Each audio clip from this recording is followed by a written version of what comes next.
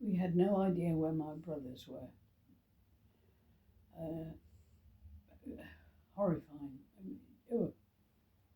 Horrifying time. But Ivan, my younger brother, was coming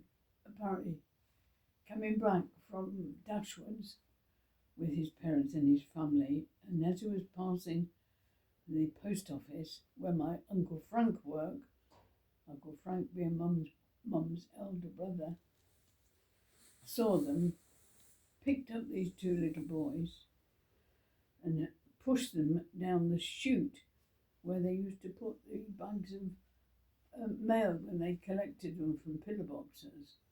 And the parents apparently don't quite know what happened to them, but we didn't know this was going off, neither did we know where Sonny was. Anyway, eventually we were all gathered together again, and we were then told we had to be evacuated. And the children were going to be put on a train to somewhere, and my mum said, no, they're not going. No, if they've got to go, I'm going with them. My children aren't going to be split up.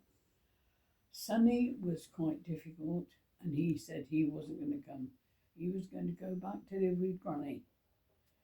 And Granny took him back home. Ivan,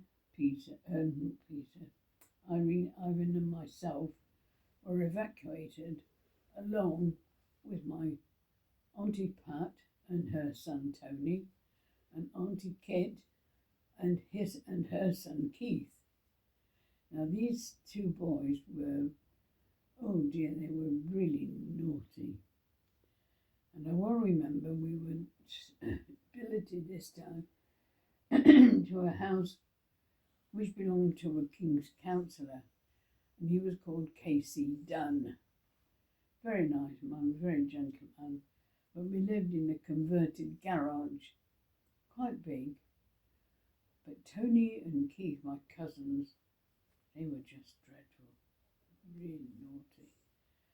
And their parents could never see them, well, their mothers rather, because their fathers weren't with us. One was in the army and one was doing something else, but he wasn't able to be in the forces. It was something, I don't know, can't remember what he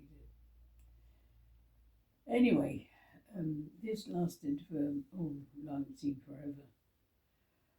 We weren't allowed to go to school, so we lost a lot of schooling at that stage. In the end, my mum said, we'll just have to go back, this is awful. But before that, I remember my mum saying to me, Auntie Pat, Auntie Kit and I, we're going shopping. And you, Pauline, you're going to have to look after the children. Don't go anywhere, don't do anything. Just stay where you are and read books. And I remember my mum wanted to take my cross for some reason. I had no idea why. And I heard them say, we're going to the pawnbrokers. Now my Auntie Kit and Auntie Pat, and I noticed this as a kid, they used to have lovely rings, beautiful rings. And my mum only had her wedding ring and her engagement ring. And for some reason they wanted my cross. Well, the cross was very special to me because it was given to me and belonged to my grandma. And to this day, all these years later, I still have that cross and chain. There was no way anybody was taking that away from me. I didn't realise at the time that I suppose he was being a bit selfish really, because we had no money, we had very, very little money. But I didn't know that as a kid, obviously. Anyway, then we decided, or Mum decided, that we were going to go back to Canterbury. So we comes back. We lived in now another part of Canterbury, which was very, very nice. Well, it was a little house, terrace house, but further into Canterbury, like when we came to the top of the road, you were going up to the high street. So it was very busy, but I loved it. And we were there one day, and can you believe? Oh dear, oh dear.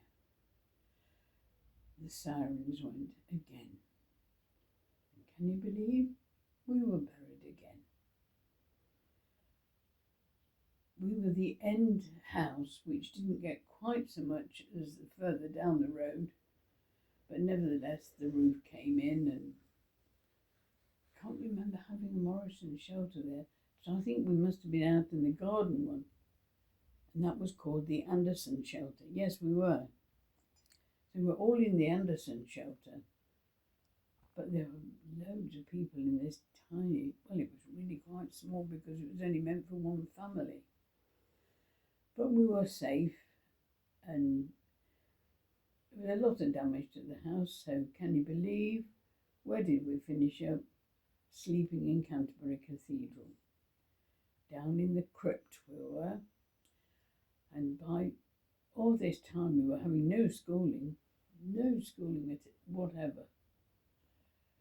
And I remember being in the crypt, it was so dark and cold, but they put bunk beds in. Now you never know who slept in these bunk beds before, and it was not the nicest place, very dark.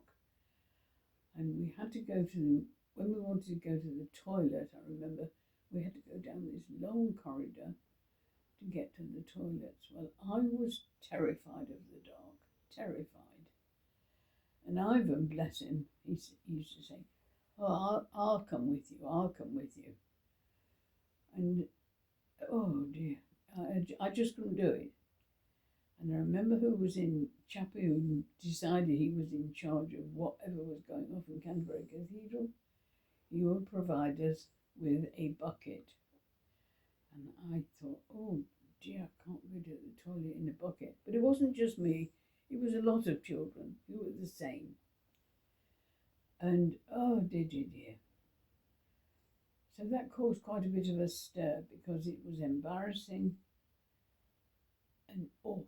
And then in the morning, these buckets had to be emptied, and that was a horrible job, horrible job. But nevertheless, you had to do it, so we did it. And then after what seemed like forever, we were told we were being evacuated again. So this time we came back. This time my dad was back in, well, it was in Nottingham. It could have been anywhere for me. I had no idea where Nottingham was. And for some reason my mum said, we're going to Nottingham. So we finished up going to Nottingham. I remember sitting in this big office there, surrounded by lots of other people. And we were given this flat in Beeston, which was above the tobacconist called Josiah Brown's, and it was right in the centre of Beeston, very, very busy. But I would sit for hours by the window looking at all the traffic going by. And I said to Mum one day, "Can we go to school like Tommy?" Well, Tommy was a little boy who lived next door, and his mother owned the wool shop in Beeston Square, and she was called Jessie Wright, and that was the name of her shop.